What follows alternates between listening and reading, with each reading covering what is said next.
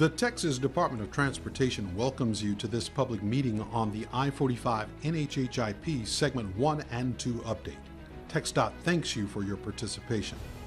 If you need special accommodations or speak a language other than English or Spanish and have interpretation needs, please contact Gabriel Adame at 713-802-5199. Details on how to submit comments will be provided later in this presentation. This public meeting is one in a series of 5 informational meetings to be held in 2024, 3 in person and 2 virtually, to update you on progress of the I-45 NHHIP Segments 1, 2, and 3. The Segment 3 update was held on July 18th. The Segment 3A reevaluation public meeting was held on September 19th. Information on the Segment 3 overview was also provided at that meeting. An in-person meeting on Segments 1 and 2 is to be held October 15th, and a virtual meeting covering the same material will be held on October 17th. Another virtual meeting focusing on Segment 3, the first segment to begin construction, will be held in December of this year. The date of the virtual meeting is to be determined. To view any of the videos or information presented in these meetings, go to texdot.gov/NHHIP/public engagement. The meetings are conducted in accordance with the voluntary resolution agreement between TxDOT and the Federal Highway Administration.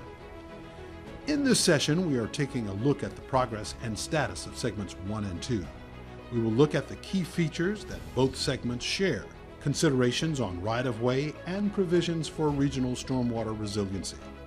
So let's start with the project funding and phasing. Segment 1 has not initiated detailed design or construction, nor has funding been initiated for this part of the project. Segment 1, when initiated, will be delivered in 3 separate projects, the first being from just north of I-610 near Airline Drive to south of Shepherd Drive. That is Segment 1A. The next subsection is from just south of Shepherd Drive to West Road, that is Segment 1B, and the third subsection is from West Road to just south of the Beltway, that is Segment 1C. Segment 1 has a proposed construction start year of 2032, but as TxDOT identifies funding, it will seek to move the start dates to an earlier time frame. Let's take a look at Segment 1 key features.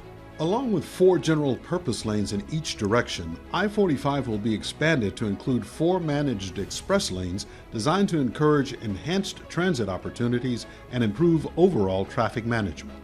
The project will establish connectivity between the I-45 managed express lanes and the Beltway 8 connectors, optimizing traffic flow and accessibility at the northernmost end of the project. The plan provides direct access from the I-45 managed express lanes to the southbound frontage road and northbound exit between Aldine, Bender, and West Roads, improving traffic flow and local accessibility. Commuters will have seamless access between I-45 general purpose lanes and max lanes at key points between West Mount Houston Road and West Roads, as well as between Tidwell and Parker Roads, improving traffic flow and flexibility for drivers.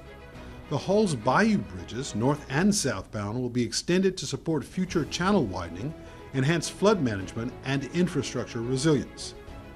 The light blue image to the left shows the new detention pond under consideration along Halls Bayou to support better stormwater control.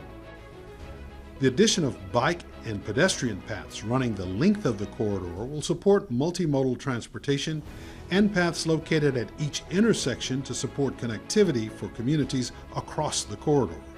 A new overpass will be constructed at Bluebell Road in alignment with the Memorandum of Understanding between TxDOT and the City of Houston. Auxiliary lanes between entrance and exit ramps at select locations will improve traffic flow and enhance safety for drivers. Multiple detention ponds have been designated in collaboration with the Harris County Flood Control District to enhance regional flood resiliency and mitigate stormwater impacts.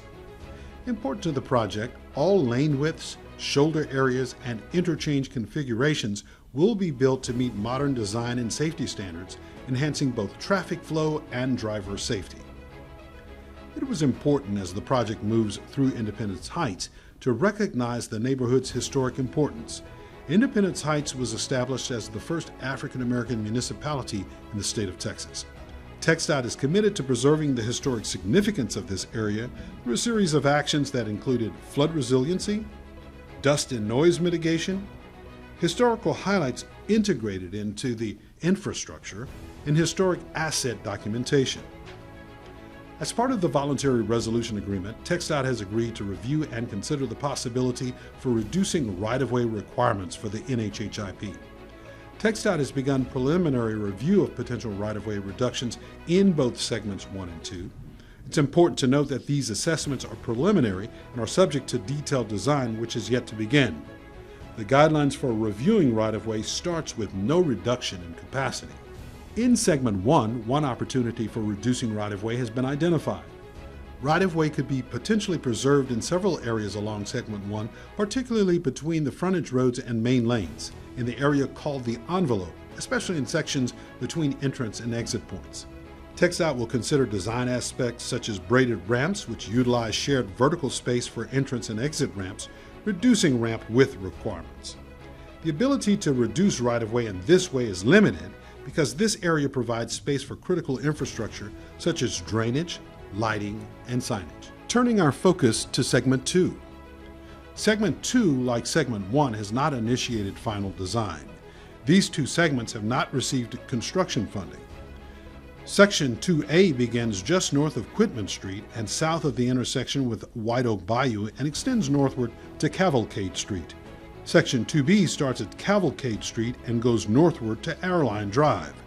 Construction on Section 2 is slated to begin in early 2028. Now let's take a look at some of the key features of Segment 2.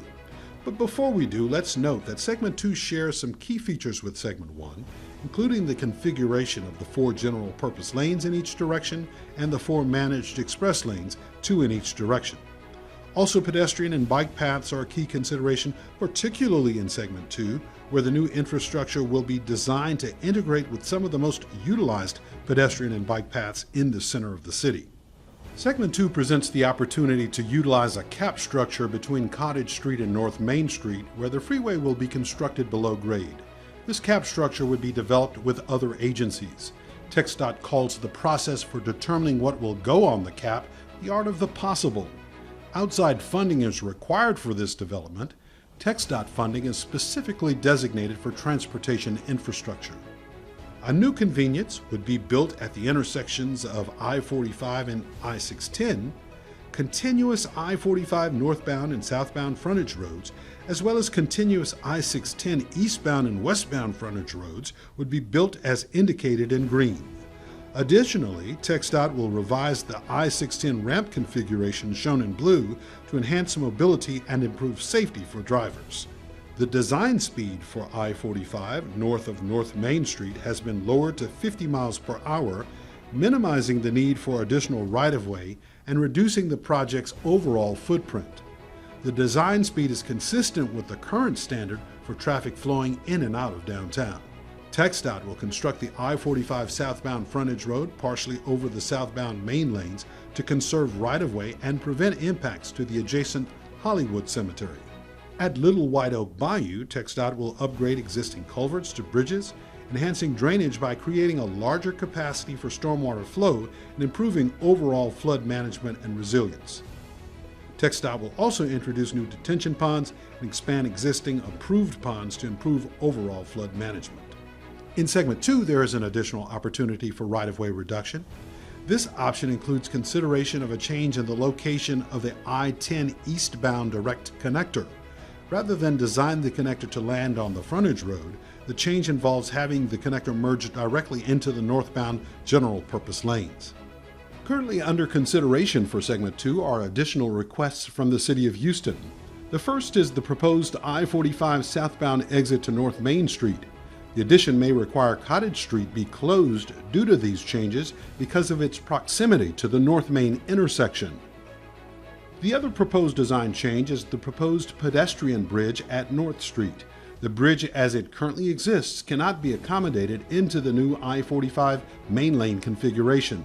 So TxDOT is proposing to build a new pedestrian bridge close to North Street, maintaining access for pedestrians traversing the corridor. TxDOT thanks you for your participation in today's public meeting. If you would like to contact project staff, please send an email to nhhip.ombudsman@texdot.gov or contact us by mail at TxDOT I-45 NHHIP Ombudsman, TxDOT Houston District, P.O. Box 1386, Houston, Texas 77251, 1386.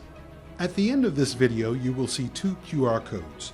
The one on the left provides a link to the upcoming Segment 1 and 2 virtual public meeting to be held on October 17th at 5 p.m. to 7 p.m. You may sign on at any time during the meeting and access the information. The meeting also provides an additional opportunity to engage with project experts. The information will remain on the website, and comments to be placed on the public meeting summary will be received until November 1st. The QR code on the right links to a comment form that allows you to submit comments you may have regarding the NHHIP project. We'll leave the codes up for a moment so that you can access the QR codes with your phone. Again, thank you for your participation in this public meeting.